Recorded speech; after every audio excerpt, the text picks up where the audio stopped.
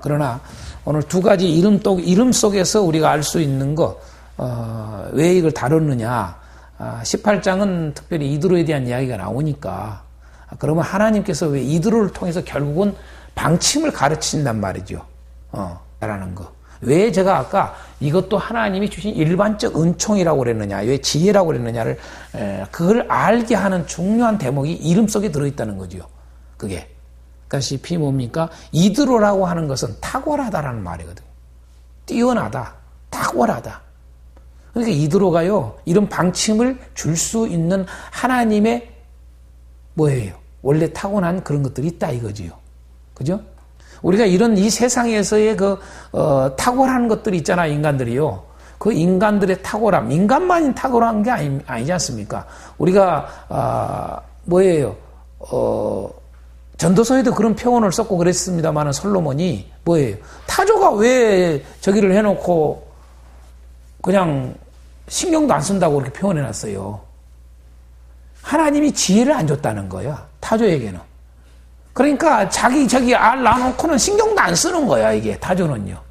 이게 하나님이 그렇게 해놨다는 거지요. 왜 말은 왜 그렇게 그 전쟁 속에서도 두려움이 없이 이 무기로 쓸 수 있는, 어떤, 이게, 말은, 왜냐면은 그 칼이 와도 무섭지 않는 거, 그냥 달리는 거예요, 이게요.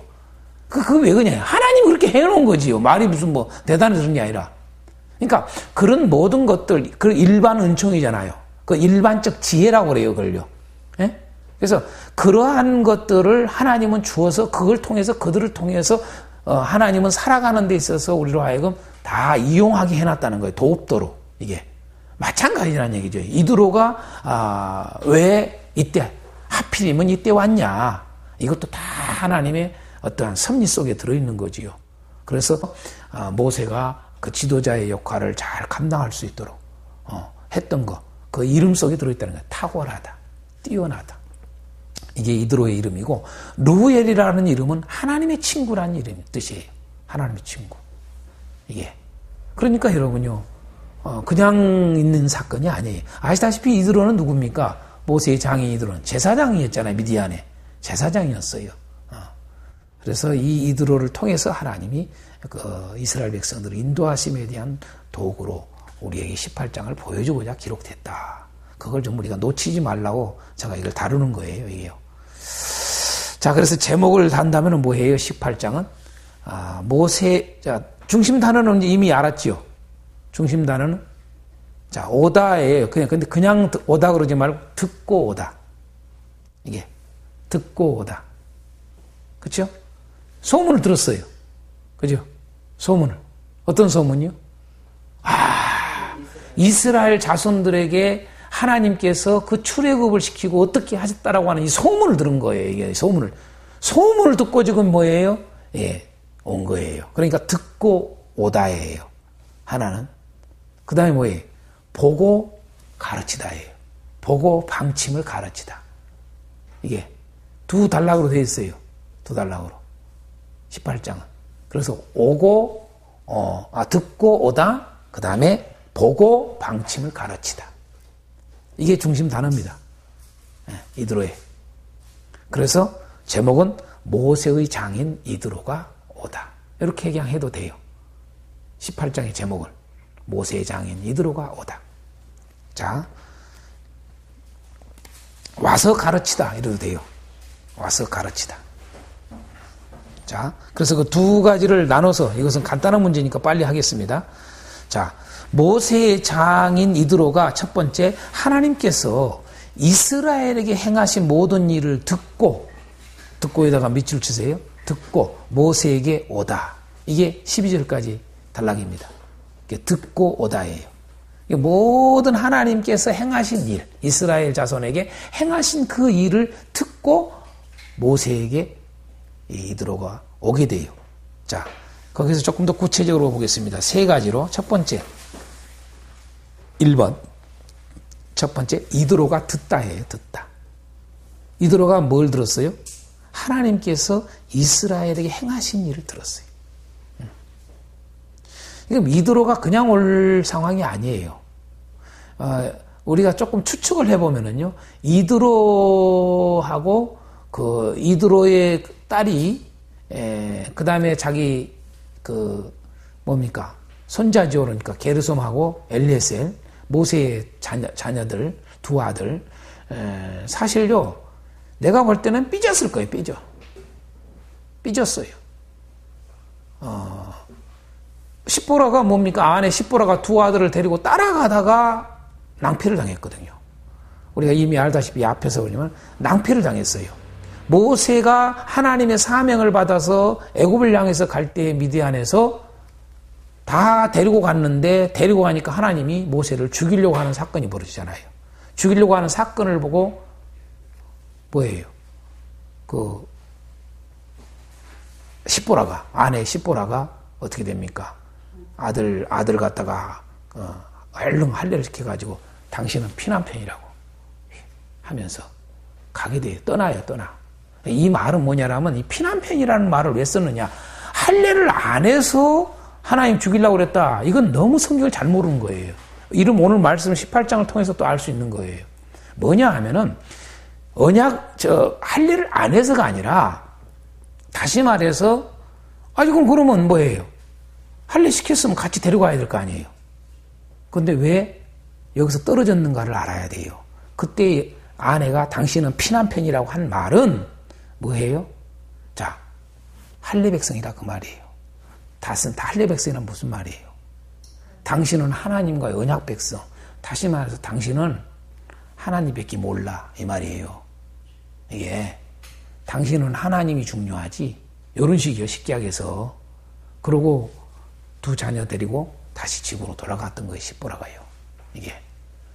그래서 오늘 말씀에 보면은 그런 표현을 썼던 거예요. 2절에 모세의 장인 이드로가 뭐라고 그랬어요? 모세가 돌려보냈던 그의 아내 십보라 그랬어요. 모세가 돌려보냈다고요. 왜? 하나님이 죽이려고 하니까.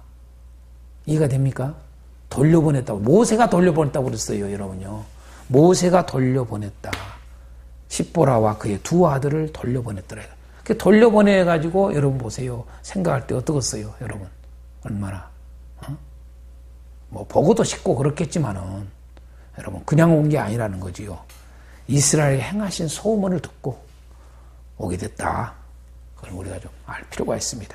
자, 두 번째로, 첫 번째는 이드로가 듣다고, 두 번째로는요, 이드로가 모세에게 오다. 듣고 이제 오게 되잖아요. 모세가 돌려보냈던 그의 아내와 두 아들을 데리고 오게 되는 내용입니다. 근데 두 아들 이야기, 십보라고 만난 이야기, 그런 이야기는 전혀 없어요. 그렇잖아요? 그것만 하고 끝나요. 이드로를 통해서 이야기하고자 하는 그게 중심이에요, 사실은요. 자, 세 번째로 이드로가 뭐해요? 하나님을 높이죠. 그렇죠? 찬송하면서 번제와 희생제, 제물을 드리면서 하는 말이 뭐라고 그래요? 이제 내가 알았도다. 이제 내가 알았도다. 이제야 내가 알았다. 뭘 알았어요? 여호와는 모든 신보다 크시다. 여호와는 모든 신보다 크신 하나님이다. 이스라엘에게 교만하게 행하는 그들을 이기셨도다. 하나님은 자기 백성들을 위해서 자기 백성들에게 대적하고 그런 자들은 하나님은 결국 용서하지 아니하고 멸하시는구나. 그걸 봤다 그 말이에요. 뭐예요? 애굽을 지금 현재 그 대단한 애굽을 갖다가 완전히 하나님이 멸망시키니까 이야기가 나온 거 아닙니까? 근데 이 사상은 여러분 똑같아요. 항상 여기서만 그런 게 아니라 하나님은 우리가 선지서들을 통해서도 계속 보여준 게 그거예요. 이게 선지서를 통해서도요. 결국은 에레미야나 이사야나 다 에스겔이나 다 이런 선지서를 통해서도 보여주는 것이고, 결국은 요한계시록에서 보여준 게 뭐예요? 하나님의 백성들을 괴롭히고 하나님 백성들을 대적하고 하나님 백성들을 핍박했던 자들은 반드시 하나님이 멸하시잖아요. 그죠? 반드시. 똑같아요, 이건요. 이건 원리예요, 원리. 하나의. 역사 가운데서 하나님은 반드시 신원하셔요, 신원. 그래서 시편 기자는 끊임없이 하나님 앞에 그런 기도가 많잖아요. 하나님의 백성들에 대한 그 의인들에 대한 그 신원에 대한 이야기죠. 예? 신원. 하나님 보복해 주옵소서. 하나님 당신의 백성들을 괴롭히는 저 악한 자들을, 저 대적들을 멸하여 주옵소서. 이게 시편에 아주 보편적으로 나타나는 기도의 내용들입니다. 그런데 그 내용대로 하나님은 행하신단 말이죠. 그렇죠? 그래서 그러한 것들을 알게 된 거죠. 이드로가. 이스라엘의 하나님인 그 여호와 하나님이 최고구나. 그걸 알았다 이거죠. 그래서 경배를 드리고 찬송을 하는 모습들을 보게 됩니다. 제가 거기에 별표를 하나 해놨어요. 왜 모세의 두 아들의 이름을 자세히 언급하고 있을까 그랬어요. 그냥 넘어가지 않고 아들 이름을 갖다가 두 아이들 이 3절 4절에 자녀들 이름을 제시를 정확하게 해놔요. 기록을 해놨어요. 뭐 이미 아시다시피 뭡니까? 게르솜과 엘리에셀을 갖다가 낳는데 그 미디안에서 난 그 아들들 둘이가 게르솜과 엘리에셀이었어요. 근데 왜 그 이름하고 그 이름의 뜻까지 아주 기록을 자세하게 해놨을까? 왜 그랬을까라고 하는 거죠. 예. 그냥 아주 자세히 기록해 놓고 그 뜻을 의미까지 해놓은 이유가 있어요, 이게요. 왜 그럴까요? 하나를 같이 보라 이 말이죠, 항상 계속. 자, 게르솜은 알다시피 나그네가 되다. 게르솜. 둘째 아들을 낳을 때는 뭐 해요? 엘리에셀이라고 이름을 지었는데 그 뜻이 뭐라고 했어요? 하나님은 나의 도움이시다. 그러니까 게르솜을 낳아놓고는 뭐예요? 나그네예요. 이름을 갖다 게르솜, 이름을 게르솜으로 짓자. 그 말은 뭐예요? 내 인생은 나그네다. 이렇게 하는 거예요. 두 번째 아들을 또 탁 낳는데, 이번 주 둘째 아들은 엘리에셀이라고 짓자. 뭐예요? 하나님은 나의 도움이시다. 뭐예요? 나그네의 인생인 나를 하나님이 도우신다는 거죠. 그걸 이름 속에, 두 아들 이름 속에 새겨놓은 거죠. 단순히 이름만이 아니라 그 이름을 통해서 우리의 그 모세 자신의 삶뿐만 아니라 하나님 백성들의 삶을 한마디로 새겨놓은 거지요. 뭘 새겨놔요? 하나님의 인도하심. 하나님의 인도하심을 상징적으로 새기고 있는 거예요. 이게. 그러니까 모세의 삶에만 있는 게 아니라 바로 이스라엘 자손을 하나님이 지금 출애굽해서 인도하시는 그 삶의 그 여정이 바로 나그네의 인생임을 알게 하고 그 나그네 인생인 우리 자기 자신들에게 하나님의 도우심으로 나아가고 있음을 정확하게 알게 해주는 메시지가 들어있는 거죠, 이게요. 같아요. 항상 그러잖아요. 정말 나그네는 뭐해요? 정처 없잖아요. 나그네는 뭐해요? 쉴 곳이 없어요. 그러니까 참 고통을 보여주는 거지요. 그죠? 나그네. 게르솜은 고통을 상징하는 거지요. 근데 뭐예요? 엘리에셀은 웃게 하는 거지요. 그 반복되는 거예요, 계속요. 이런 것들. 그래서 이게 바로 하나님의 구원이다. 이게 바로 하나님의 인도하심이다. 이름 속에 하나님은 이렇게 새겨놨다는 것을 알려주고자 기록한 거예요, 이게요. 그래서 조금 더 좀 아시지만은 다시 한번 지난 시간에도 배워서 알지만은 좀 정확하게 하기 위해서 그 다음 질문에 또 하나 해놨어요. 하나님이 행하신 일의 다른 표현은 뭘까요? 해놨어요. 하나님이 행하시는 일 있는가? 자, 8절에는 하나님이 행하신 일을 구체적으로 지난번에 이미 배웠어요. 자, 구원하신 일이라고 해놨어요. 그렇죠? 구원하신 일. 자, 9절에는 뭐예요? 큰 은혜. 그렇게 표현해놨어요. 하나님이 행하신 일을 다르게 표현해놓은 거예요, 이게요. 구원하신 일이 하나님이 행하시는 일은. 그 다음에 하나님이 행하시는 일은 이스라엘 자손들에게 행하시는 일이 뭐냐? 구원하시는 일, 큰 은혜. 그 다음에 뭐예요? 10절에는 건지신 일. 그렇죠? 자, 11절에는요, 이기신 일. 그렇죠? 이게 다 하나님이 행하신 일이에요. 행하신 일을 결국은 하나예요, 하나. 알고 보면요. 이게. 그것을 우리가 이런 표현들을 다양하게 알아야 된다는 거지요. 자꾸 제가 출애굽기서를 하면서 이제 말씀을 해서 좀 느낄 겁니다만은 인도하심이라고 하나님의 인도하심이라고 하는 자체를 우리는 구원하심과 연결을 안 시킬 때가 많아요. 알아야 돼요. 근데 그 인도하심이 그냥 말 그대로 아까도 이야기했다시피 물 없는 곳으로 인도했다가 물 있는 곳. 근데 우리는 물만 있으면 그거의 구원이라 생각을 해. 물 없는 곳은 구원이 아니라고 생각해요. 그래서 여러분 이것은 어디로 연결하느냐. 이미 제가 마지막 세 번째 본장에서 복음을 말해봅시다 제가 해놨어요. 본장에서 복음을 말해봅시다 해놨습니다. 본장에서 복음이 뭘까요? 두 가지로 나와요. 이제 감을 잡아야 돼요. 이제 이 18장에서 복음이 나와요. 복음이 18장에서 복음은 뭘까요? 첫 번째 게르솜과 엘리에셀이라는 이름이에요. 바로 복음에 대한 이야기예요. 그걸 알아야 돼요. 그렇죠?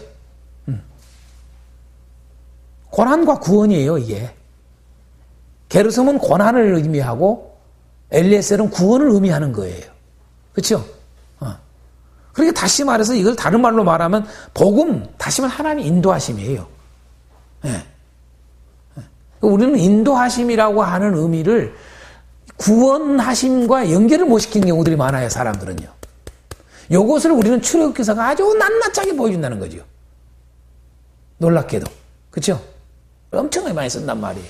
특별히 이미 우리가 전 시간에 우리가 배웠습니다만은 그걸 놓치지 말라고 내가 말씀을 드리는 거예요. 뭐에 대해서 말하고 있는 게 또 어디가 있을까요? 이거 찾으려는가 모르겠네, 이거. 힌트. 이드로가 왜 방침을 세워줘요? 왜 1000부장, 100부장, 50부장, 10부장을 세우게 해요? 다 목적이 뭐예요? 재판이잖아요, 재판. 재판을 위해서 백성들을 재판하기 위함이죠. 재판이라는 말이 복음이에요. 이걸 놓치지 말라는 거죠. 우리는 보통 재판이라는 말을 복음으로 생각을 못하는 사람들이 있어요. 조금 더 이야기하면요. 제가 말씀드릴게요. 여러분 심판이라는 것은 복음이에요. 우리는 복음을 구원만 생각을 해요. 이미 전 시간에 배웠잖아요. 그죠? 복음에는 두 가지가 나타난다고. 그렇죠? 심판과 구원 두 가지가 나타나는 거예요. 복음이요. 예. 그래서 재판이라는 것 자체가 이게 복음이에요. 복음. 그걸 우리는 놓치지 말아야 돼요. 여러분 내가 좀 더 이야기할게요. 자, 재판 곧 심판이라고 그랬는데 여러분 복음서에 예수님이 하시는 말씀을 이게 잘 보세요. 예수님이 오신 게 심판하러 왔다 이 말도 쓰기도 하고 구원하러 왔다 이 두 가지를 다 써요. 어디서는 쉬운 예로 요한복음 우리가 공부할 때도 이미 배웠어요. 요한복음에는 하나님이 예수님께서 이 세상에 오신 목적이 뭐냐? 이 두 가지를 다 써놨어요. 내가 왜 왔느냐? 나 구원하러 왔다? 근데 이 이야기만 쓴 게 아니에요. 요한복음에. 심판도 하러 왔다 이 말 썼어요. 여러분요. 이게 바로 왜 그러느냐? 바로 이게 구원, 이게 복음이에요. 이게 복음. 아멘. 그러니까 우리가 많이 복음이라고 하는 복음 이야기하는데 복음을 요것만 써요. 보통 사람들은. 요것만. 심판이란 말을 안 써요. 놀랍게도요. 근데 여러분 성령 자체가 뭐예요? 성령 임하심이 곧 심판이에요. 성령 자체가 여러분 구원이에요. 두 가지 일을 다 해요. 성령이 오신 일이. 왜 성령을 하나님이 보내시느냐? 성령이 심판하러 왔다. 죄에 대하여. 맞지요? 네? 의에 대하여. 왜 이런 말을 써요, 여러분요? 심판과 구원이에요. 똑같아요. 복음이. 성령이 하는 일이 바로 뭐냐? 복음의 사역을 연장이에요, 연장. 새로운 사역이 아니라. 그렇죠? 구체적으로 봐요. 오늘 본문에 18절에 뭐예요? 너와 함께한 이 백성이 필경 기력이 쇠하리니 모세의 장인이 그에게 이르되 네가 하는 것이 옳지 못하도다. 너와 함께한 이 백성이 필경 기력이 쇠하리니 이 일이 내게 너무 중함이라 네가 혼자 할 수 없으리라. 자, 기력이 시한다, 중하다. 이 단어 놓치지 말고요. 그 다음에 23절에 보세요. 내가 만일 이 일을 하고 하나님께서도 내게 허락하시면 내가 이 일을 감당하고 이 모든 백성도 자기 곳으로 뭐한다? 평안히 가리라. 그러니까 중함과 평안, 이게 양면성을 다 보여주죠. 그렇죠? 쇠함과 평안. 이게 자, 앞에는 고난, 뒤에는 평안은 구원과 연결되어 있어요. 그렇죠? 그러니까 이 재판이라고 하는 것이 바로 얼마나 중요한 일인지 우리에게 보여주는 거죠. 둘 다 결국은 알고 보면은 이 게르솜과 엘리에셀리야 이 이름 속에서 그렇고 이 재판이라고 하는 것 속에서 왜 중함과 평안, 멸함과 쇠함과 평안 이런 단어들을 쓰느냐. 둘 다 바로 복음이에요. 복음. 다시 말해서 이 복음이 그래서 어디로 연결돼요? 예수님의 죽음과 부활의 메시지를 다 들어있는 거예요. 연결되는 거죠. 그렇죠? 예수님의 죽으심과 부활은 철저히 뭐예요? 고난과 구원. 그렇죠? 그죠? 중함과 평안, 쇠함과 평안. 아멘. 그죠? 이런 것들이 다 있는 겁니다. 이렇게. 자, 모세장이 이도록 하나님께서 이스라엘 행하신 모든 일을 듣고 모세에게 온 이야기 우리가 좀 도왔습니다. 두 번째로 보면 모세장이 이도록가 이제 모세가 이스라엘 행하는 일을 보고 아까는 이제는 행하신 일을 들었어요. 듣고 왔어요. 근데 이제는 뭐예요? 모세가 이스라엘에 행하는 일을 보고 모세가 이제 모세에게 가르치는 일이 13절서부터 마지막 17절까지 내용이에요. 두 번째로 이드로가 모세에게 방침을 가르치다. 그렇죠? 그래서 백성의 우두머리로 1000부장, 100부장, 50부장, 10부장을 세우게 되죠. 자, 질문을 해놨어요. 왜 모세에게 방침을 가르쳤을까? 라고 하는 거죠. 왜 이드로가 모세에게 방침을 가르쳤을까? 라고 하는 거죠. 이건 쉬운 이야기죠. 백성들을 효율적으로 재판하기 위함이죠. 그렇죠? 효율적으로 재판하기 위해서. 다시 말해서 백성들이 마땅히 갈 길, 마땅히 할 일, 이런 것들을 알도록 하기 위해서 방백들을 세우는 거였어요. 여기서 하나 내가 질문을 하나 여러분들하고 좀 나누고 싶은 게 하나 있어요. 왜 하나님께서 1000부장, 100부장, 10부장, 50부장 이렇게 이런 것을 왜 하나님이 하라고 안 하셨을까? 이 질문을 한번 던지고 싶지 않아요? 예. 이 세상에서의 이러한 저기는 갖다가 하나님은 뭐예요? 잘못됐다 하지 마라. 이러지 않단 말이에요. 그죠? 그러나 하나님이 왜 이러한 것들까지도 다 다른 것 자세히 말씀하셨는데 이런 걸 안 하셨을까? 제가 이걸 왜 질문을 던지냐면요. 하나님의 그 마음이 무엇인가, 하나님의 그 중심이 어디에 있는가를 좀 우리가 알 필요가 있다는 거죠. 사람들은 자꾸, 그러니까 하나님은요, 오로지 하나님만이 지도자로 계시기를 원해요. 아멘. 근데 우리 사람들은요, 자꾸 하나님이 아닌 지도자를 자꾸 어떤 다른 사람들을 세워가려고 애를 써요. 그게 있어요. 뭘 만들려고 하고요. 뭘 사람들을 세우려고 하고요. 그게 우리 인간에게는 있어요, 그게. 그게 항상 다분히 있어요, 다분히. 근데 이것이 잘못된 경우들이 허다해요. 그 자리를, 하나님의 자리를 빼앗아버려요. 우리가 이미 나중에 이제 우리가 또 보면 알지만, 우리 알지만은 이미 왜 하나님은 모세를 왜 시체를 여러분요 못 찾게 했을까라고 하는 거죠. 시체 찾았으면은요 난리 나죠. 그러니까 그런 의미를 다 여러분 연결시켜서 보면은 하나님의 중심을 알아야 돼 우리가요. 그래서 저는 어떤 것만 막 그 인간적인 뭘 막 만들어가고 하려고 하는 것들이 상당히 위험할 수 있다. 우리 기독교 안에. 그런 것들을 좀 주의할 필요가 있어요. 그걸 좀 교훈 삼을 필요가 있다는 거죠. 요걸. 자, 백성의 우두머리의 자격에 대해서 한번 좀 세 가지로 나오죠. 자, 백성의 그 방백들, 그 두령들의 자격이 나오는데 그 자격이 세 가지로 나옵니다. 자, 첫째는 뭐예요? 첫째는 21절이 지금 나오죠. 자격이. 자, 첫 번째 나오잖아요. 뭐예요? 능력 있는 사람이에요. 능력 있는 사람. 능력 있는 사람. 또 다른 말로 말하면 뭐예요? 힘 있는 사람 그 말이에요. 능력 있는 사람, 힘 있는 사람.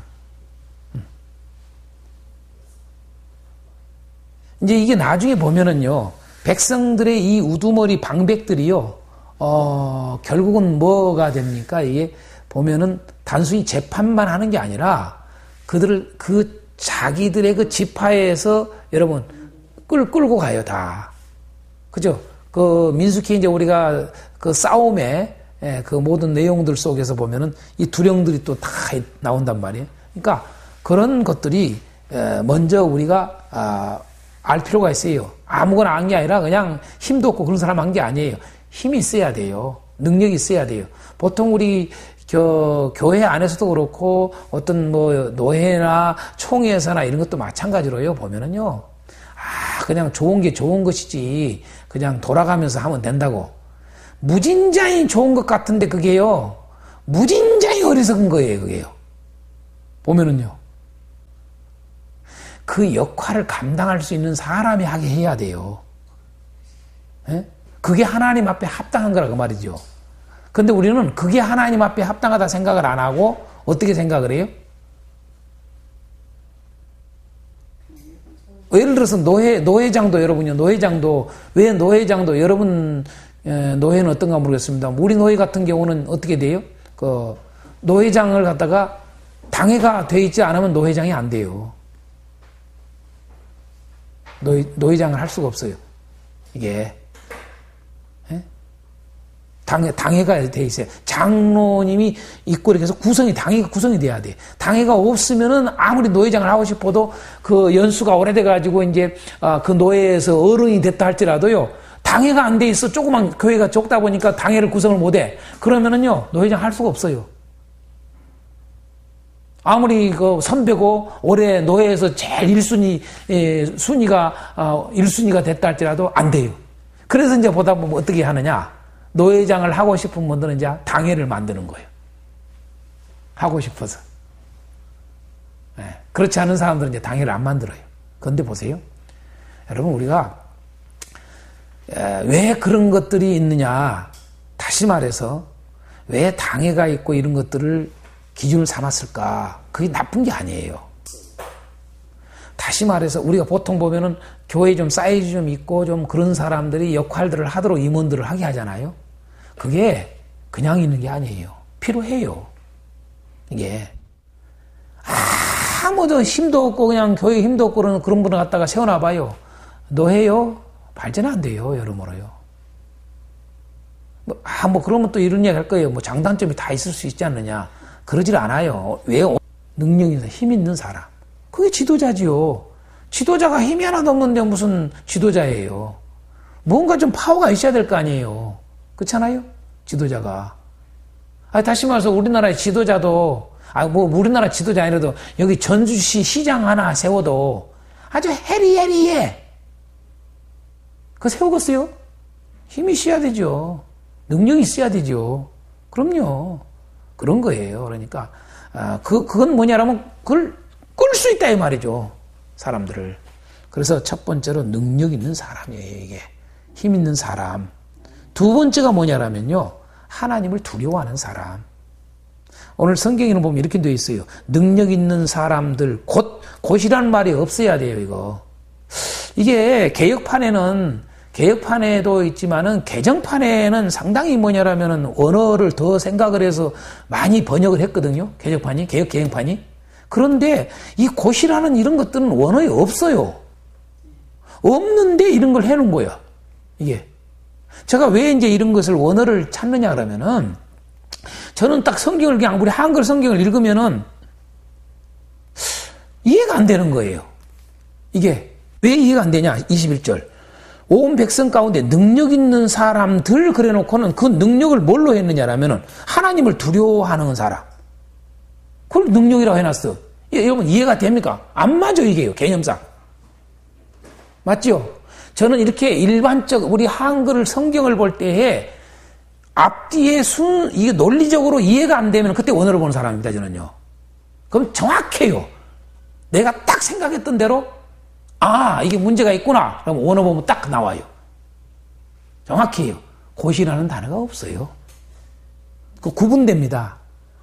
옛날에는 제덕이 겸손한 자. 그렇죠. 이제 차라리 제덕이 겸손한 자가 100번 나왔습니다. 그 말이. 그 말은 뭐예요? 제덕이라는 말은 그대로 뭐예요? 재주가 있다, 능력이 있다 그 말이에요. 첫 번째. 능력이 있다. 그 다음에 뭐예요? 덕이 있다. 그렇잖아요? 그래서 제덕이 있는 자 이렇게 표현했던 거예요. 차라리 더 낫다는 얘기죠. 근데 여기서는 이게 좀 안 맞죠. 그래서 자세히 제가 원어를 보니까 딱 셋으로 구분돼요, 이게. 셋으로. 생각했던 대로. 첫 번째, 이 방백들의 자격은, 백성들의 방백들의 자격은 능력 있는 사람. 두 번째, 하나님을 두려워하는 사람. 세 번째, 진실하여 불의한 이익을 미워하는 사람. 이 세 가지예요, 이게. 참, 오늘날도 얼마나 중요해요. 그죠? 오늘날도, 여러분, 교회도 마찬가지고 세상에도 마찬가지 똑같아요. 능력 있는 사람이 해야 되고요. 여전도회를 하든, 남성교회 회장을 하든, 여러분요, 똑같아요. 주일학교 부장을 해도 똑같아요. 여러분요, 주일학교에 누가 리더가 되느냐에 따라서 달라져 버려요. 달라집니다. 어떤 사람이, 어떤 부교육자가, 어떤 전도사가, 어떤 부목사가 그 파트를 맡느냐 달라져 버려요. 여러분요. 그게 뭐냐라면 능력. 항상 저는 학교 할 때 교사들 능력을 봤어요. 능력. 그 능력 중에 가장 저는 중요했던 게 아주 부잡스러운 애들을 할지라도 애들을 끌고 갈 수 있는 힘이 있느냐. 그거 없으면 천하 없는 두 번째가 제가는 그 과목의 실력이에요. 과목의 실력은 제가 둘째로 쳤어요. 첫 번째가 능력이에요. 아이들을 끌고 갈 수 있는 파워가 있었다는 거죠. 애들한테 질질질 끌려가가지고 20명 한 반을 해놨는데 20명이었고 나중에 두세 명만 있어, 수업에. 저는 그걸 많이 경험했어요. 똑같아, 교회 안에도요. 나라도 마찬가지고 모든 게 그냥 무조건 꼽아놓으면 안 돼요. 무조건. 그 분야의 전문가가 돼야 되고요. 그 분야의 전문가보다 더 중요한 것은요, 능력이 있어야 돼요. 사람을 끌어갈 수 있는 리더십. 아멘. 이런 걸 소홀히 여기지 말라고요. 이게 이런 것들, 이게 이 세상에서도 마찬가지로 어떤 사회나 회사나 어떤 국가나 어떤 뿐만 아니라 교회나 모든 이런 삶 속에서 필요한 것들이란 말이죠. 이게 우리 이런 것을 가볍게 여겨요. 그게 왜곡 좀 뭐라고 그래, 치우쳤다고 할까요? 항상 제가 이야기하죠. 온전함이라고 하는 게 온전함이라고 하는 게 무슨 말이냐, 이게. 온전함은 여러분, 조화예요, 조화. 조화가 온전함이에요. 다시 말해서 균형이에요, 균형이 온전함이에요. 어느 한쪽으로 치우치지 않는 거예요, 온전함이라는 것은. 둘 다 가지고 있는 거예요. 그게 온전함이에요. 예? 근데 우리는 보통 어느 쪽으로 치우쳐. 이쪽 아니면 이쪽으로.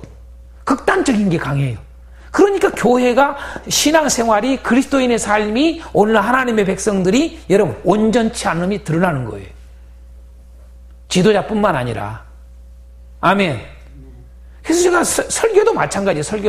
설교도 계속 제가 목사님들에게 강조하는 게 뭐냐라면 끊임없이 내가 애국 가수도 목회자들한테 끊임없이 얼마 전에도 어느 목사님한테 그랬어요. 미국의 어느 목사님한테도 설교는 완전해야 됩니다.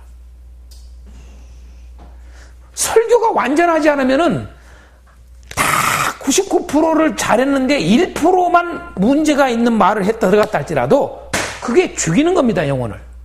설교가 그렇게 중요합니다. 응? 완전한 데 생각을 안 합니다. 어느 목사님이, 뉴욕에 있는 목사님인데 저한테 당신이 설교를 이렇게 할 것을 갖다가 해가지고 나한테 한 번씩 보내요, 저한테. 카톡으로. 보내면 제가 읽고, 쭉 읽고는, 아, 목사님, 요런 부분은 조금 요렇게, 요렇습니다. 요렇게, 요런 부분은 요렇게 좋습니다. 요렇게 내가 해줘요. 그런데 종종 와요. 저한테. 목사님이. 예? 그럴 때 내가 그러죠, 목사님한테. 온전히 해야 된다고. 근데 그 목사님은 참 겸손해, 내가 보니까. 참, 저가 친한 분이 아니에요. 잘 아는 분이 아니요. 그런데 어떻게 저한테 이제 어떻게 돼가지고 카톡방에서 알게 돼가지고 나한테 온 거예요. 계속. 말씀을 다 아주 말씀을 연구를 많이 하고 준비를 잘해서 설교를 하셔요, 이 목사님이. 그런데도 제가 하나씩, 이왕 설교를 바르게 하시니까 내가 그걸 하나씩 해드렸어요. 근데 고맙다고 그러고 감사하다고 그러고 또 설교를 보내요. 그럼 또 내가 또 거기서 좀 살짝 어드바이스 해드리고 아니면 참 좋으면은 너무 좋다고 그러고 해드리고 이제 이런단 말이에요. 근데 그 목사님은 겸손해요. 이게 하나님 앞에 겸손한 사람이. 근데 어떤 어느 목사는 뭡니까? 독일에서 선교를 하고 왔던 어느 목사는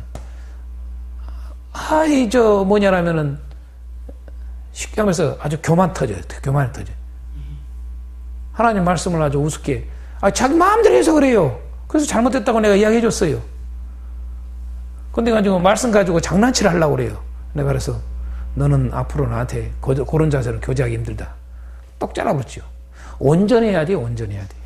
설교가 온전해야 돼요. 그래서 말씀이 온전해야 돼요. 온전해야 돼요. 네. 그래서 오늘 말씀에 이게 꼭 중요합니다. 이 우두머리 방백을 자격이 이렇게 중요한 거 우리가 알아줍니다.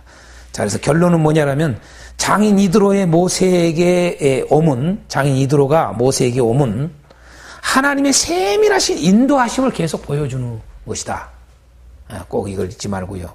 그래서 하나님의 그 구원의 길, 인도하심의 길, 그 인도하심은 곧 구원의 길은 비록 고난의 길일지라도 하나님이 도우신다.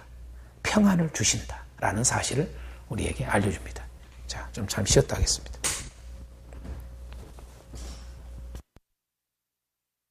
(19장)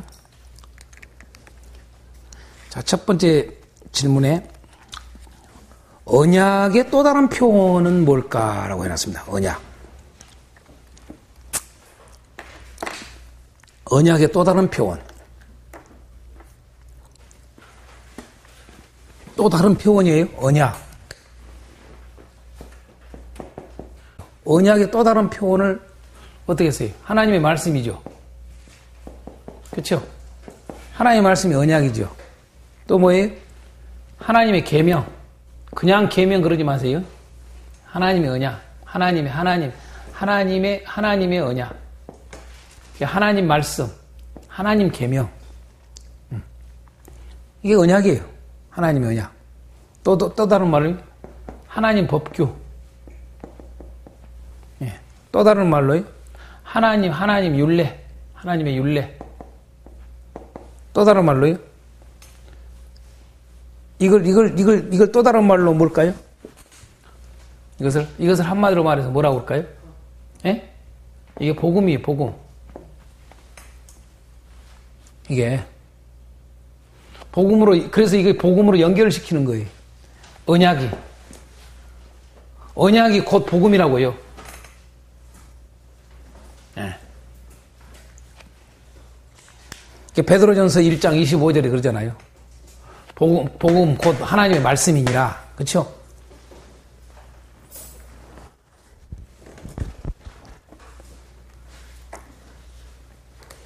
자, 왜 오늘 말씀에 보면 19장 3절에 야곱의 집이라고 말을 했을까?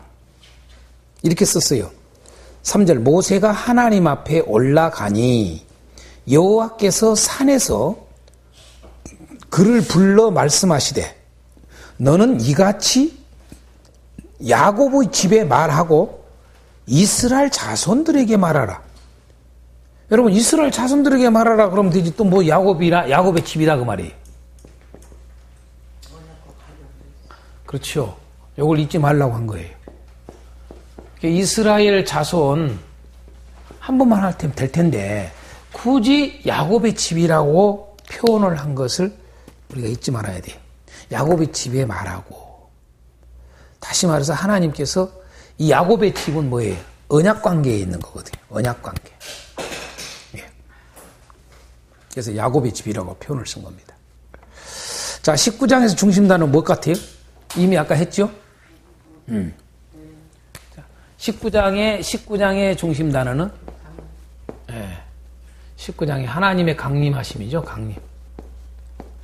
하나님의 강림. 강림하시다. 오시다. 오시다. 그래서 중요한 단어가 두 가지가 중요한 단어가 강림. 하나님의 강림하시다. 강림하다라는 단어. 그다음에 뭐예요? 올라가다. 모세가. 그렇죠? 모세가 올라가다. 이 두 단어입니다, 이게. 그래서 제목을 뭐라고 그러면 되겠어요? 여호와께서 시내 산에 강림하심과 모세가 그 산에 올라감이에요. 이게 지금 현재 19장 내용이에요. 근데 하나님의 강림하심과 모세의 올라감이죠. 모세가 올라감인데 1번이라고 해서 1번. 왜 1번이라고 해야 되느냐? 24장에 2가 나와요. 예요. 예? 하나님의 강림과 모세의 올라감이 2가 24장이라고요.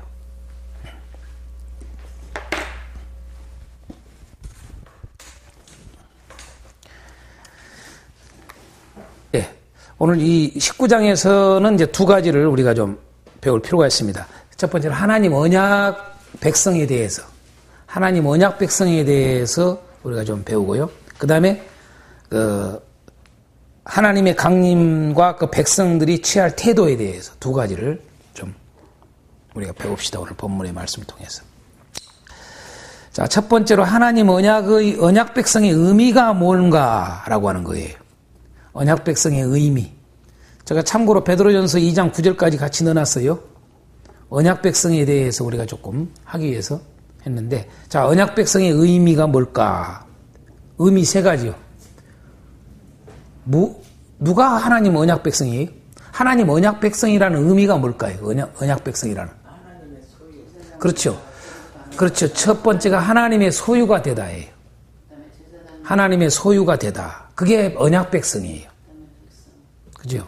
그 다음에 제사장 나라가 되다. 그 다음에 거룩한 백성이 되다. 그게 언약 백성의 의미예요. 아주 중요한 언약 백성이라고 하는 것의 의미를 담고 있는 이 세 가지 의미. 꼭 놓치면 안 돼요. 하나님의 소유가 된다라고 하는 거. 제사장 나라가 된다는 거. 거룩한 백성이 된다는 거. 이게 하나님 언약 백성입니다. 다시 말해서 오늘날 우리 교회가 뭐예요? 교회가 언약 백성이잖아요. 그죠? 하나님의 언약 백성이잖아요. 다시 말해서 우리 교회가 하나님의 소유라는 얘기죠. 제사장 나라라는 얘기죠. 그렇죠? 제사장 나라. 거룩한 백성. 예. 그게 원래 이스라엘에게만 있었는데 그게 이방인이었던 우리도 예수 그리스도 안에서 언약 백성이 된 거죠. 그렇잖아요. 우리가 베드로전서 2장 9절에 말씀 보기 전에 오늘 19장에 5절 6절을 보면은 우리에게 알려주죠. 세계가 다 내게 속하였나니 너희가 내 말을 잘 듣고 내 언약을 지키면 너희는 모든 민족 중에서 내 소유가 되겠고 너희가 내게 대하여 제사장 나라가 되며 거룩한 백성이 되리라. 너는 이 말을 이스라엘 자손에게 전할지니라 라고 했는데 베드로전서 우리가 2장에 한번 보면은 잘하는 말씀인데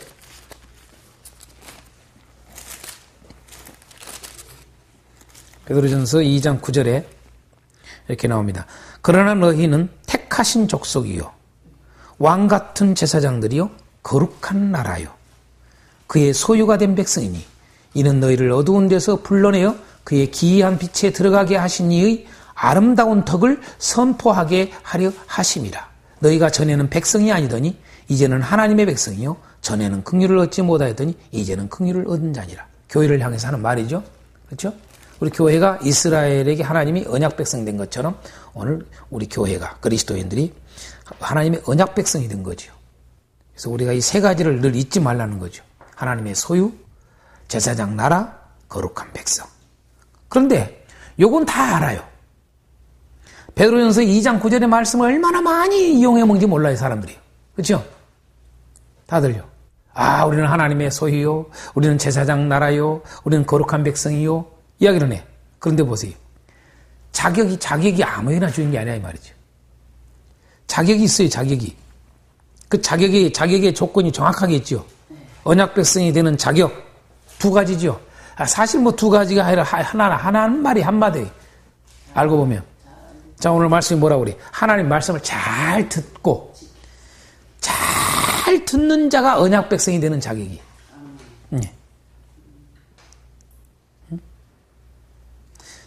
그 다음에 뭐예요? 하나님의 언약을 지키면 이렇게 딱 돼 있어요. 단서가. 근데 이 말씀은 여기 있는 19장의 5절, 6절에서만 나온 게 아니고 방금 우리 베드로전서에서 보면은 그 이야기를 하는 거예요. 앞에 여러분 보세요. 9절 앞부분에 보세요. 뭔 이야기예요? 여러분 순종하냐 하냐 이게 나오는 거예요. 8절에 부딪히는 돌과 걸려 넘어지게 하는 바위가 되었다 하였느니라. 그들이 뭐 하라고 그랬어요? 말씀을 순종하지 아니함으로 넘어지나니 이는 그들을 이렇게 정하신 것이라. 다시 말해서 교회라고 하는 것은 뭐냐? 하나님의 말씀에 순종하는 자들을 교회라고 그러는 거예요. 그래서 베드로전서는 사도 베드로는 교회에 대해서 정확한 정체성을 1장 1, 2절에 정확하게 말을 해요. 1장 1, 2절에 한번 제가 보겠어요. 예수 그리스도의 사도 베드로는 본토 갈라디아, 갑바도기아, 아시아와 비두니아에 흩어진 나그네. 근데 이 흩어진 나그네인데 이 흩어진 나그네를 다시 정리를 해. 곧 하나님 아버지의 미리 아심을 따라 성령이 거룩하게 하심으로 뭐 했다? 순종함과 이렇게 나와요. 순종함과. 네? 순종하는 자들이에요. 순종하는 자들. 예수님께 순종하는 자들. 교회라고 하는 것은 예수님께 순종하는 자를 그 교회라고 그런다 이거지요. 하나님의 말씀에 순종하는 자들, 그게 교회라는 거지요. 하나님 말씀에 순종을 안 하는데 무슨 교회예요? 그건 교회가 아니에요. 교회의 정체성을 정확하게 우리는 알아야 돼요. 다시 말해서 언약 백성의 정체성을 정확하게 알아야 돼요. 하나님 말씀을 잘 듣고 그 언약을 지키는 자, 그게 언약 백성이에요. 이건 동일해 이 사상이. 중심이. 그러면 여러분요, 베드로전서만 그런 게 아니에요. 우리가 잘 알다시피 예수님께서 이미 알려준 거예요. 그래서 이게 나온 거예요. 예수님이 씨 뿌리는 비유에서 정확하게 이야기를 해요. 누가 천국 백성인가? 예? 정확하게 나온단 말이죠. 뭐예요? 말씀을 듣고 지키는 자예요. 할렐루야. 그 지키는 것도 끝까지 인내해서 열매를 맺기까지 지키는 거예요. 할렐루야. 그게 여러분 천국 백성이에요. 그게 구원받는 자예요. 그게 언약 백성이에요. 똑같아요. 그것을 한마디로 몽땅 끌어서 믿음 그렇게 해놨던 거예요.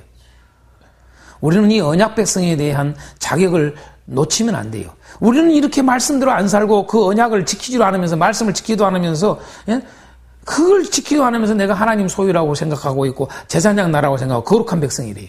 말이 안 되죠. 그건요. 자, 세 번째. 언약 백성을 삼으신 목적이 있잖아요. 왜 하나님께서 우리를 언약 백성을 삼았냐 이거지요. 왜 하나님의 소유로 삼았냐 이 말이에요. 왜 우리를 제사장 나라가 되게 했냐 그 말이에요. 왜 우리를 거룩한 백성을 삼으셨냐 이 말이죠. 부정하고 더러웠던 우리들을. 그렇죠? 네. 죄 가운데 살았던 우리를. 하나님이 왜 우리를 오늘 말씀은 베드로전서는 여러분 뭐예요? 성령으로 거룩하게 하셨다 그랬잖아요. 할렐루야. 그 다음에 예수님의 피로 씻었다 이렇게 쓴단 말이에요. 1장 2절 말씀에 그리스도의 핏뿌림을 얻기 위하여 택하심을 받은 자들 편지한다. 이렇게 썼단 말이죠. 백성을 삼으신 목적 뭘까요? 자, 오늘 보면 꼭 잊지 말아야 돼요. 언약 백성, 출애굽기서로 돌아가서 다시 언약 백성을 삼으신 목적이 뭐예요? 하나님을 섬기도록이에요. 우리가 출애굽기서의 큰 제목을 놓치면 안 돼요. 왜 하나님께서 언약 백성을 삼으시냐 이거죠. 하나님을 섬기도록. 그 말이에요. 다른 게 하나도 없어요. 또 다른 말은 이게 하나님을 경외하도록. 그죠? 하나님을 경외하도록. 하나님을 섬기도록. 그러면 그 하나님을 섬긴다, 하나님을 경외한다는 말은 포괄적 의미입니다. 단순한 의미가 아니에요. 하나의 의미만 가지고 있는 단어가 아니에요. 경외라고 하는 것은, 여러분, 섬긴다라고 하는 것은 큰 포괄적 단어입니다. 이 표현이. 그래서 제가 좀 더 구체적으로 베드로전서 제가 2장 9절을 끌어왔기 때문에 두 번째 삼으신 목적을 좀 구체적으로 해놨어요. 언약 백성을 삼으신 목적, 이걸 또 다른 말로 베드로전서 2장 9절에서는 뭐라고 그래요? 어두운 데서 불러내어 그의 기이한 빛에 들어가게 하신 이의 아름다운 덕을 뭐한다? 선전한다 이거예요. 선전하도록. 응? 알리도록, 선포하도록, 나타내도록. 그 말이죠. 예. 어두운 데서 불러내 그의 기이한 빛에 들어가게 하시니 그 하나님, 그 예수 그리스도의 그 아름다운 덕. 왜 아름다운 덕이라고 했을까요? 예? 특별히 덕이라고 그랬어요. 덕이라고. 왜 덕이라고 했을까? 예. 다시 말해서 삶이죠, 삶. 아름다운 그 삶. 예수님의 그 삶이 아름다움인 거예요, 아름다움. 성경에 보면은 여러분요, 이 아름다움이, 진정한 아름다움이라고 하는 것을 어디다 썼어요? 성경에서 보면요. 신앙의 완전함을 쓸 때 아름다움을 쓴 거예요, 아름다움을. 온전한 삶을 사는 것을 아름다움으로 썼단 말이죠, 이게. 직분자도 직분을 잘 감당할 때 그 아름다운 직분이라고 썼던 것이고. 그렇죠? 예. 자, 그래서 제가 여러분 그 별표에 이렇게 해놨어요. 자, 구원의 일을 다시 말해서 아름다운 덕을. 아름다운 덕이 뭐예요? 구원의 일이에요. 그렇잖아요? 예? 아름다운 덕을, 구원의 일을, 또 다른 말로 하면 아름다운 덕, 다른 말로 말하면 무슨 말이에요? 예수님의 이름을, 그죠? 예? 예수님의 이름을 나타내는 거지요. 하나님의 이름을 나타내는 거지요. 그렇죠? 예. 그것을 선전하는 구체적 삶은 무엇일까 해놨어요. 그래서 가로 안에 뭐라고 했어요? 베드로전서 2장 11절 이하. 베드로전서 2장 11절 이하의 말씀이 2장 11절에서부터 쭉 베드로전서 저 끝부분까지 여러분 그게 바로 하나님의 언약 백성을 삼으신 그 목적을 보여주는 삶이에요. 구체적인. 이게요.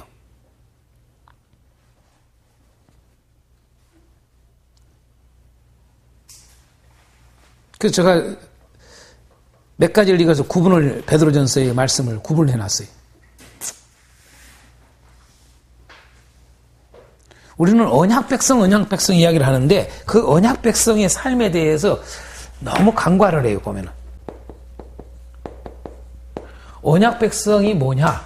우리는 잘 아시다시피 하나님의 소유라고 그랬어요. 하나님의 소유. 제사장 나라. 그 다음에 뭐래? 거룩한 백성. 이렇게 해놨어요. 여러분, 베드로전서는요, 한마디로 말해서 선행이에요, 선행.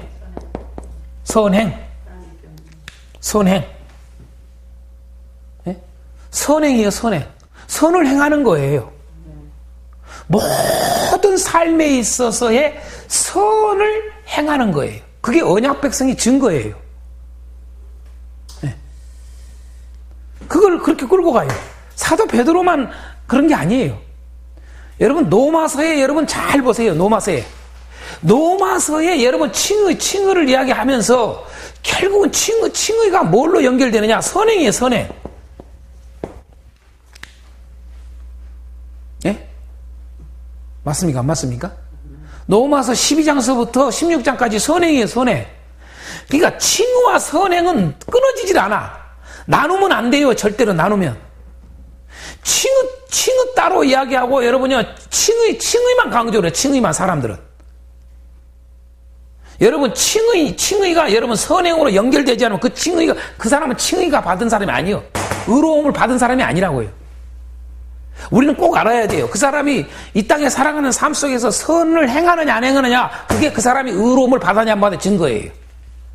근데 우리는 이걸 둘로 나눠 잘라.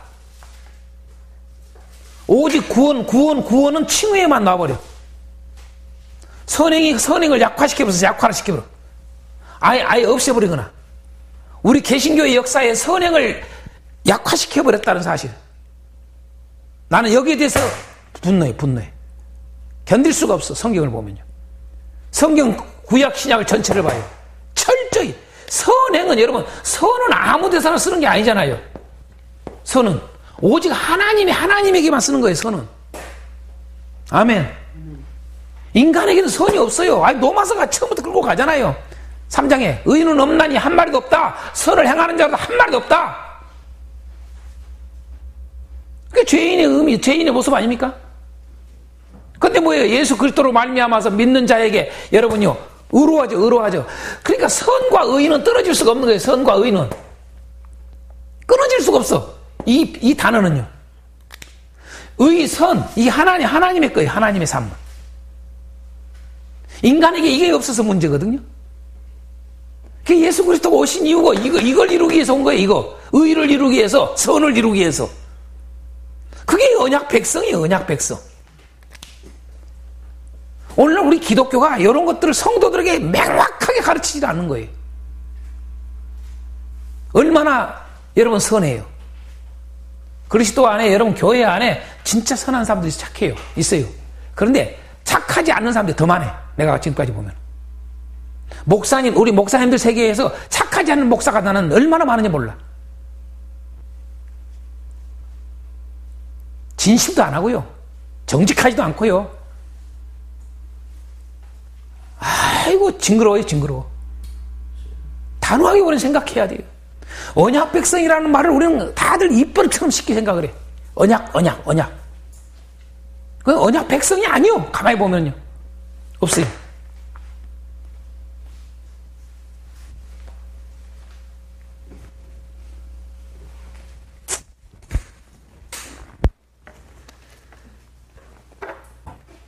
구체적 삶을 보여주는 거예요. 언약 백성의 구체적 삶. 그냥 단순히 여러분요, 하나님의 소유, 제사장 나라, 거룩한 백성이 뭐냐 이거예요. 그걸 정확하게 보여줘요. 이게요. 하나님을 섬기는 거예요. 하나님을 경외하는 거예요. 하나님 말씀을 대로 살아가는 거예요. 그렇잖아요. 자, 11절서부터 가만히 보세요. 11절서부터. 첫 번째로 뭘 보여줘요? 자, 다 선행인데 어떤 선행이냐? 첫 번째, 인간 제도에서의 선행이에요. 인간의 모든 제도에서 선행하라. 그게 여러분 11절서부터 쭉 내용이에요. 사랑하는 자들아, 거류민과 나그네 같은 너희를 권하노니 영혼을 거슬려 싸우는 육체의 정욕을 제어하라. 여러분, 우리는요, 육체와 관련된 것 때문에 싸울 필요가 없어. 아멘. 돈 때문에 싸울 필요도 없다 그 말이에요. 예? 이 세상 먹고 사는 것 때문에 싸우지 말라는 거예요. 그런 거 가지고요. 그건 다 영혼을 거스르는 거예요. 너희가 이방인 중에서 행실을 선하게 가져. 너희가 이방인 중에서, 예수 안 믿는 사람들 중에서 행실을 선하게 가져. 너희를 악행한다고 비방하는 자들로 하여금 너희 선한 일을 보고 오시는 날에 하나님께 영광을 돌리게 하려 함이라. 오시는 날에 하나님께 영광을 돌리게 하려 함이라. 이게 언약 백성의 삶의 목적 아닙니까? 하나님께 영광을 돌리라고. 할렐루야. 어떻게 하나님께 영광 돌리냐 이 말이에요. 우리는 하나님을 경외한다. 하나님께 영광 돌린다. 하나님을 섬긴다. 말은 하는데 뭐해요? 선한 행실을 안 가져요. 그래가지고 어떻게 하나님께 영광 돌리겠어요? 그건 언약 백성이 아니죠. 계속 이어서 가는 거예요. 인간의 모든 제도를 주를 위하여 순종하되, 혹은 위에 있는 왕이나 혹은 그가 악행한 자를 징벌하고 선행하는 자를 포장하기 위하여 보낸 총독에게 하라. 왕, 총독 다 나오잖아요. 그렇죠? 예? 곧 선행으로 어리석은 사람들의 무식한 말을 막으시는 것이라. 여러분 잘 들으세요. 이때 베드로전서가 쓰여진 그 시대가 언젠가 잘 알잖아요.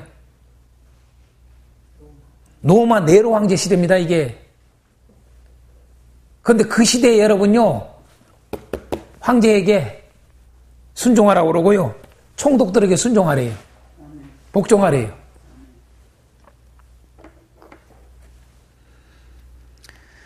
선행으로 어리석은 사람들은 무식한 말을 막으시는 것이라. 너희는 자유가 있으나, 이렇게 나오죠. 그 자유로 악을 가리는 데 쓰지 말고 오직 하나님의 종과 같이 하라.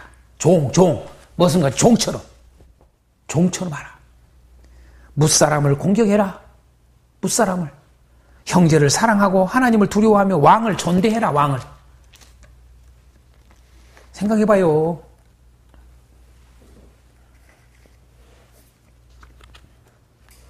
그게 17절까지 내용이에요. 다시 말해서 인간의 그 모든 제도, 삶 속에서의 선행을 하라 이거예요. 할렐루야? 뭐 이야기하려면 구체적으로 이야기하려면 또 얼마나 많아요, 우리가. 우리는 분명히 이런 것들을 알고 우리가 가르쳐야 돼요. 언약 백성 무슨 감히 그냥 하지 마세요 돼요. 두 번째는 뭐냐면요, 18절서부터 내용이에요. 마지막 2장 마지막 절까지. 그게 뭐예요? 직장 생활에서 선행이에요. 직장 생활에서. 그죠? 사원들아, 범사에 두려워함으로 주인들에게 순종하되 선하고 관용하는 자들에게만 아니라. 여러분요, 이거 꼭 얘기해놔야 돼요. 선하고 관용하는 자들에게만 순종하는 게 아니라는 거예요. 반대로 뭐예요? 악하고 아주 못된 주인, 못된 사장, 못된 여러분, 사업자, 뭐라고 그래요? 그들에게도 순종하래요. 나는 이걸 꼭 이야기하고 싶어요.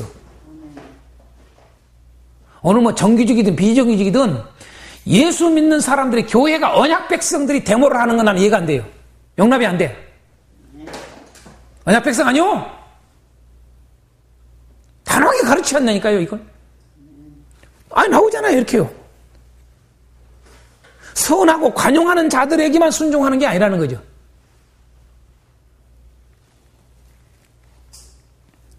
여러분 19절에 더 놀라운 사실이 나와요. 부당하게 고난을 받는데, 부당하게. 여러분 예를 들어서 인건비 착취를 당해. 그럼 우리는 어떻게 가르쳐요? 정의라는 명목으로 받아치고 같이 부르짖고 나서서 난리를 해버려요. 그 안에 여러분 기독교인이 제일 많아요. 놀라운 사실은요, 기독교인들도 앞장서요. 또 그게 어떻게 기독교인이에요? 그게 어떻게 언약 백성이에요? 성경은 어디 갔냐 이 말이죠. 말씀대로 행하냐 이 말이에요. 말씀대로 행하고 말씀대로 지키고 말씀을 잘 듣고, 그것이 언약 백성이라고 오늘 분명히 알잖아요. 출애굽에서도 그렇고 예수님도 그랬고 사도도 그렇고. 제가 증거를 지금 3개 딱 했잖아요. 부당하게 고난을 받아도 하나님을 생각함으로 슬픔을 참으면 이는 아름다우나. 부당하게 고난을 받아도 예수님을 생각하라 이 말이에요. 예수님이 여러분요, 억울하잖아요. 억울했는데도 왜 죽으시냐 이 말이에요. 우리는 십자가 말은 기가 막히게 잘해요. 근데 뭐예요? 절대 여러분요, 부당한 거 용납을 못해. 안 그렇습니까?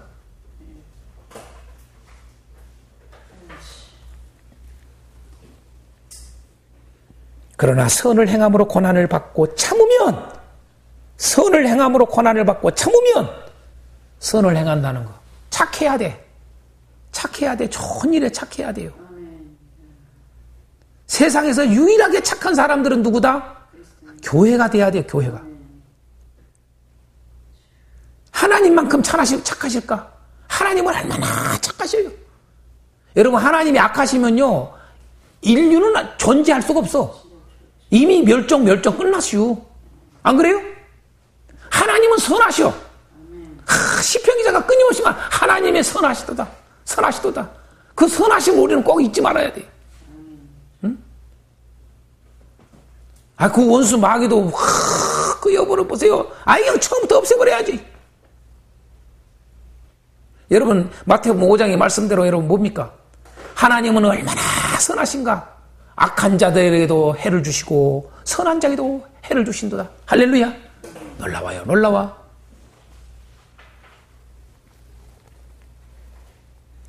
오늘 21절에 뭐라고 그래요? 이를 위하여 너희가 부르심을 받았다. 무엇을 해서 우리 하나님이 우리 교회를 왜, 여러분, 너희들 왜 교회가 된 줄 아니? 그 말이죠. 너희들 왜 예수님께서 부른 줄 아니? 왜 하나님이 언약 백성으로 부른 줄 아니? 이것을 위해서 불렀다.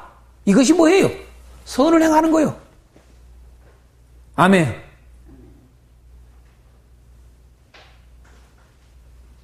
이거 교회에 정확하게 가르쳐야 돼요. 부당하게 취급받는다, 부당하게 요즘 특히 더 갈수록 그래져요. 인권이라는 이 세상에서 말하는 인권이라는 것 때문에 기독교인들이 아주 이게 이 정신이 이게 이제 기독교인 정신이 사상이 혼란스러워져 버렸어요.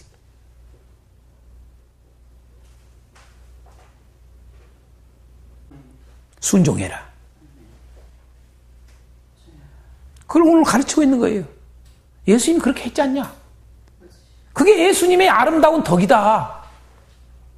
너희들을 왜 불렀느냐? 아름다운 덕을 선전하기 위해서. 예수님의 그 아름다운 덕이 뭐냐?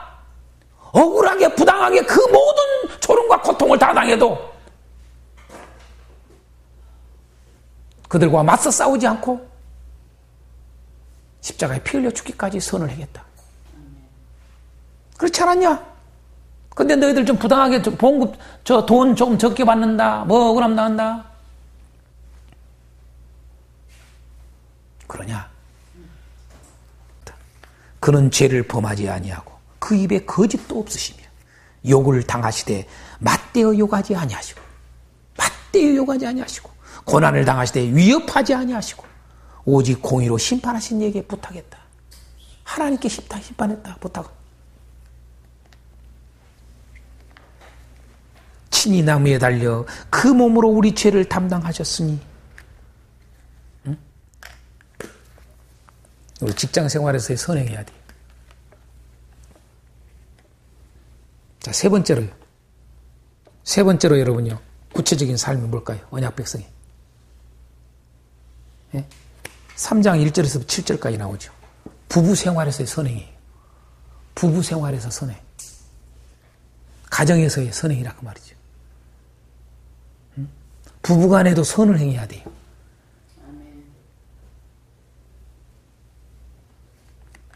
아내들아, 이와 같이가 뭐예요? 예수님처럼 그 말이죠. 예수님이 하신 것처럼 자기 남편에게 순종하라. 그 이유는 혹 말씀을 순종하지 않는 자라도, 네 남편이 말씀을 순종하지 않는 자라 할지라도 말로 말미암지 않고 그 아내의 행실로 말미암아 구원을 받게 하려 함이라. 이렇게 아름다운 덕이 어딨냐 이 말이에요.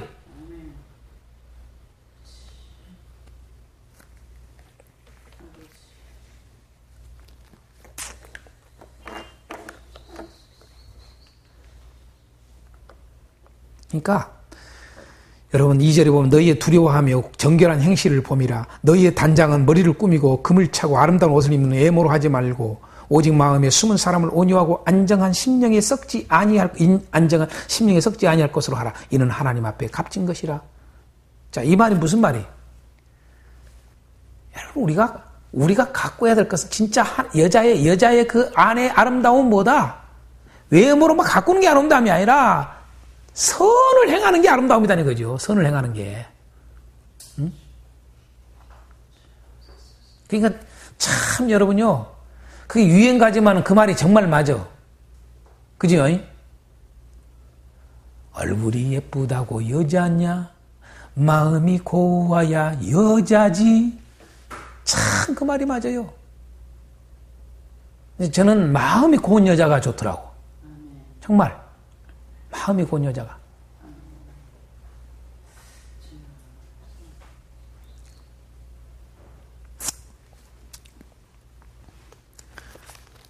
그 다음에 뭡니까? 그 다음에 네 번째로 교회 생활에서의 선행을 보여줘요. 교회 생활에서. 교회 생활에서. 마지막으로 말하는 8절에 너희가 다 마음을 같이해서 동정하며 형제를 사랑하며 불쌍히 여기며 겸손하며 이런 말 쓰잖아요. 그렇죠? 교회 생활에서 선행들이 얘기해요.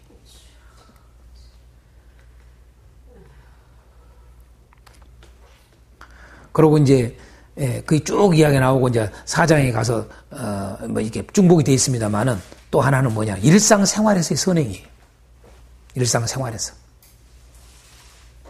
4장 한번 읽어보겠습니다. 그리스도께서 이미 육체의 고난을 받았으니 너희도 같은 마음으로 갑옷을 삼으라. 이는 육체의 고난을 받은 자는 죄를 그쳤음이니 그 후로는 다시 사람의 정욕을 따르지 않고 하나님의 뜻을 따라 육체의 남은 때를 살게 하려 함이라. 너희가 음란과 정욕과 술취함과 방탕과 향락과 무법한 우상 숭배를 하여 이방인의 뜻을 따라 행한 것은 지나간 때로 촉하도다. 이러므로 너희가 그들과 함께 그런 극한 방탕에 다름질하지 아니하는 것을 그들이 이상히 여겨 비방하지만은 그들이 산자와 죽은 자를 심판하기로 예비하신 이에게 사실대로 고하리라. 이를 위하여 죽은 자들에게도 복음이 전파되었으니 이는 육체로는 사람으로 심판을 받으나 영으로는 하나님을 따라 살게 하려 함이라. 이러면서 쭉 이야기 나와요. 자, 일상생활 속에서 우리가 철저히 영적 삶을 살아라 그 말이에요. 한마디로 해서 육을 쫓는 삶을 살지 말아라.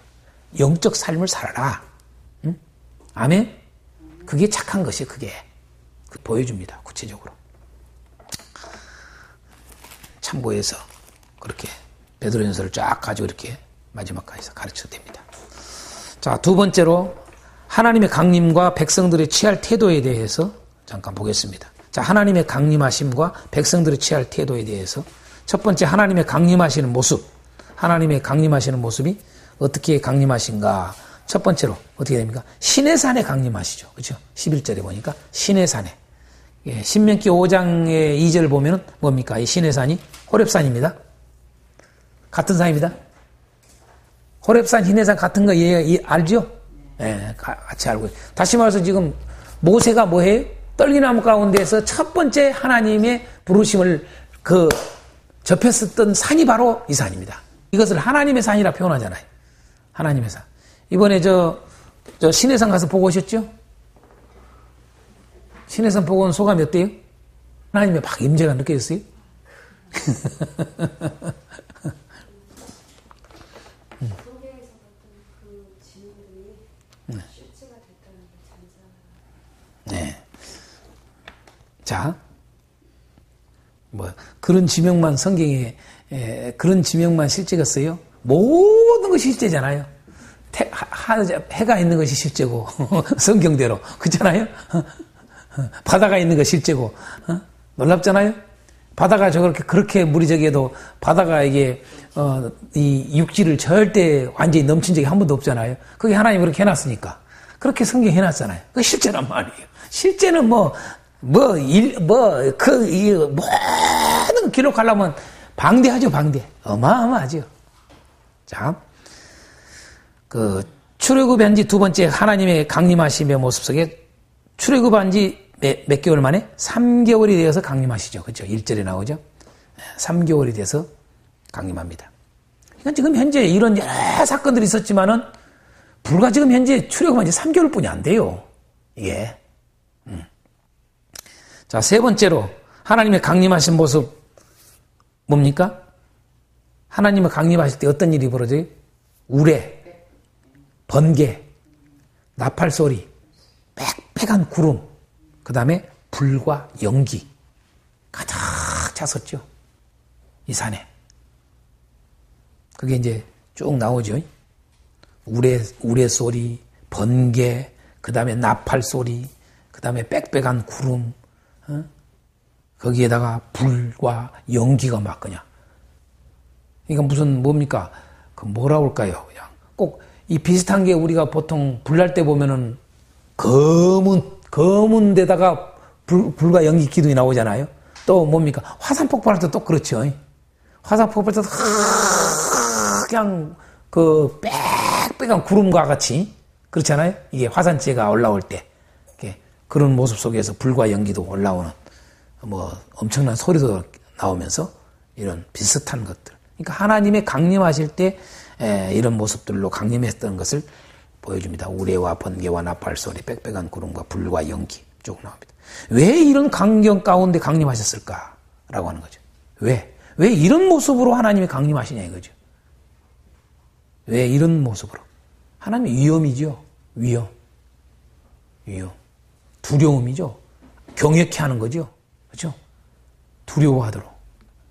경외하도록. 그래서 결국은 얼마나 무서웠는가? 우리가 본문에 보면 그러잖아요. 모세 보고 자기 보고 직접 이야기하라고. 하나님 말씀하지 말라고. 그렇죠? 얼마나 무서웠습니까? 자, 다 이건 이유가 뭐예요? 백성들을 하여금 듣고 믿게 하기 위해서 그런 거죠. 그러니까 다시 말해서 언약을 완전하게 이루기 위해서 그런 거예요. 그죠? 결국은 두려운 것은 우리를 무섭게 하기만 있는 게 아니라 그런 모든 목적이 결국은 범죄하지 않고 다시 말해서 다른 말로 말하면 언약을 지키도록 그 말이에요. 9장 9절에는 백성들이 듣고 믿게 그렇게 되어 있고 20장 20절에는 백성들을 시험하고 경외하여 범죄하지 못하도록 이렇게 되어 있어요. 그걸 한마디로 말하면 뭐예요? 언약을 지키도록 하기 위함이죠. 왜 하나님께서 강림하셨는가? 같은 말이에요. 하나님 백성에게 말씀하시기 위해서, 언약하기 위해서. 그렇죠? 자, 백성들이 취할 태도는 세 가지로 나옵니다. 자, 이렇게 하나님이 강림하실 때 백성들이 취할 태도 어떻게 됩니까? 세 가지. 첫 번째로 뭐예요? 성결하게 할 것. 성결하게 할 것. 하나님의 거룩성을 우리에게 알려주는 거죠. 거룩성에 대한 이야기들이에요. 다 보면 성결하게 할 것. 그 성결하게 할 것에 대해서 두 가지를 했어요. 뭡니까? 자기 옷을 깨끗이 할 것. 그렇죠? 자기 옷을 깨끗이 할 것. 여인을 가까이 하지 말 것. 그러니까 여러분 성결하게 있어서 이 의미를 좀 한번 생각을 해볼 필요가 있어요. 자기 옷을 깨끗이 했다.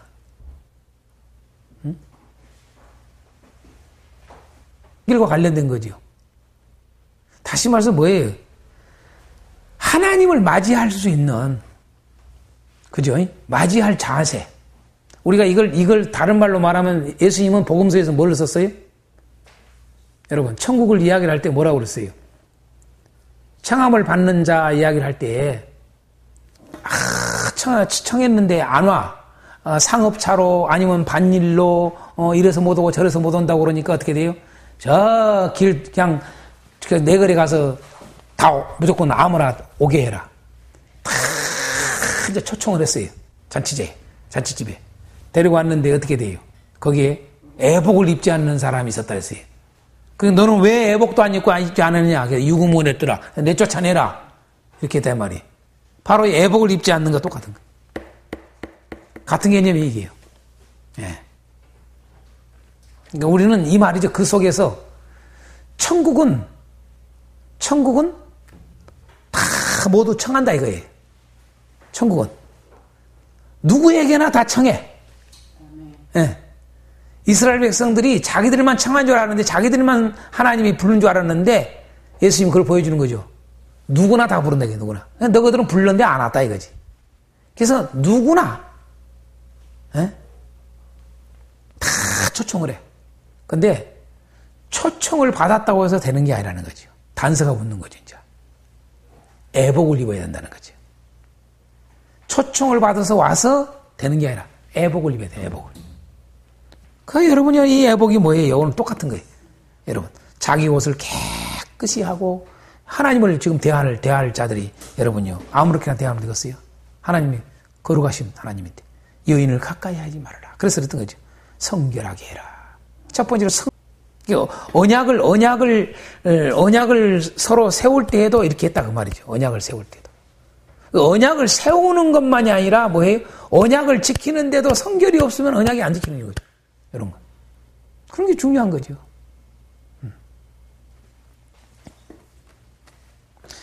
그 다음에 하나님의 산에 오르거나 침범하지 말아라. 이게. 그러니까 하나님에 대한 이게, 이 거룩성, 이야기하는 거죠. 두 번째, 하나님의 산에 오르거나 침범하지 말아라. 못 오게지요. 못 올라오게. 저 밑에 있게. 성결하게 다 하고 있지만은 산에는 올라오지 못하도록. 그래서 오르거나 침범하지 못하게. 그 두 번이나 이야기해요. 야, 보세요. 빨리 한 번 또 이야기해놓고 또 가서, 야, 가서 저기 단속해라, 단속해. 죽는다, 죽어. 올라오지 못하게 해라, 침범하지 못하게 해라, 죽는다? 안 올라오고 내려가서 해. 그 정도로 강조를 두 번 해요, 이게요, 보면은. 세 번째는 뭐예요? 하나님 명령하신 대로 행하라. 그 취할 태도들이, 백성들이 취할 태도는 성결하게 할 것, 하나님 사례에 오거나 침범하지 말 것, 하나님이 명령하신 대로 행할 것. 그래서 우리가 오늘 19장을 통해서 하나님은 언약 백성, 언약을 할 때에, 정말 그 언약이 어떤 언약인가, 이걸 보여주면서 그 언약 백성들이 하나님 앞에 언약하는 데 있어서의 어떠한 자세, 필요한가. 특히 하나님은 우리가 감히 가까이 할 수 없는 대상, 그죠? 가까이 할 수 없는 대상임을, 다시 말해서 거룩이죠, 거룩. 거룩이라고 하는 게 우리는 좀 이 표현을 쓰기가 좀 쉬운 표현이 아닌데, 거룩이라는 단어가 이만큼 엄청난 건데, 그 거룩에 대한 깊은 인식이 필요해요. 우리가 거룩에 대한 깊은 인식이 오늘 19장을 통해서 좀 우리에게 필요하다는 점을 봅니다. 저는 이렇게 생각을 해요. 아까도 얘기했지만, 자, 언약 백성은 오늘날 말하면 교회라고 그랬습니다. 교회라고 그랬습니다. 교회라고 그랬는데, 여러분, 교회가 이와 같은 언약들이 있냐 이 말이죠. 언약이 있냐 이거. 너무 우습게 생각한다 이거죠. 언약 백성이 그냥 되는 게 아닌데 이런 언약이 돼 있냐 이거예요. 세례도 그냥 덜렁덜렁, 무슨 6개월 하면은 뭐하고. 내가 어제 잠시 처음으로 내가 TV를 잘 안 보는데 잠깐 저기에서 저녁에 좀 잠깐 뭘 틀어봤어요. 뭐 하다가 이제 좀 심심해서 이제 틀어봤더니 구해줘라는 드라마가 하나 있더만요. 구해줘. 그 구해줘라는 드라마 제목인데 그게 구주여 또 해. 구해줘. 구주. 이게 뭐냐면 이단 사이비 집단을 저기로 한 드라마예요. 이게요. 네? 요즘 신천지나 아니면 여러 가지 이단들 보면은 상당히 그러한 저기를 우리에게 주어줘요. 이단 집단들의. 얼마나 웃음냐면요.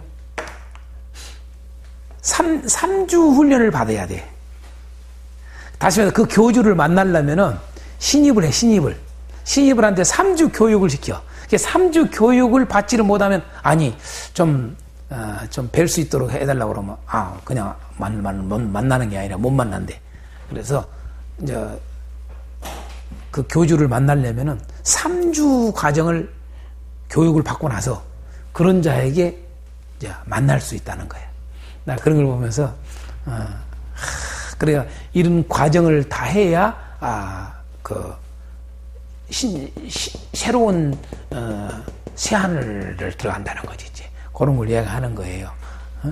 그런데, 요즘 이단 사이비 집단들을 빗대어 그대로 그걸 좀 보여주는 드라마예요, 내가 보니까. 주말만 한가 봐요. 주말만 하는데. 구해줘요. 근데 이제 내가 무슨 얘기 하려고 그러냐. 그러니까, 우리 교회도 보면은, 몇 주 과정 해가지고, 해가지고, 그냥 요렇게. 어디 그렇게 돼 있냐, 이 말이에요, 이게. 그게 중요한 게 아니고, 더 엄해야 돼요, 이 언약 백성이라는 게 그냥 되는 게 아니라는 거죠. 이게 우리는 믿음, 어떤 이런 회개, 이런 어떤 세례, 이런 것들을 가벼이 여긴다는 거죠, 내 말은. 오늘 하나님이 이러한 대상임을 이렇게 가까이 감히 범접할 수 없는 하나님이신데, 그 거룩이라고 하는, 이걸 우리가 좀 깊이 생각할 필요가 있다, 이 말이죠. 이걸 좀 생각하라는 거죠. 이렇게 해서 하나님이 언약을 내리시는 거예요. 다시 말해서 그냥 언약하는 게 아니라, 다시 말해서 그냥 계명을 준 게 아니라 이 말이죠. 이렇게 해서 이제 20장부터 계명을 주신 내용이 나온다 이 말이죠. 우리가 이걸 꼭 놓치면 안 된다 봅니다. 자,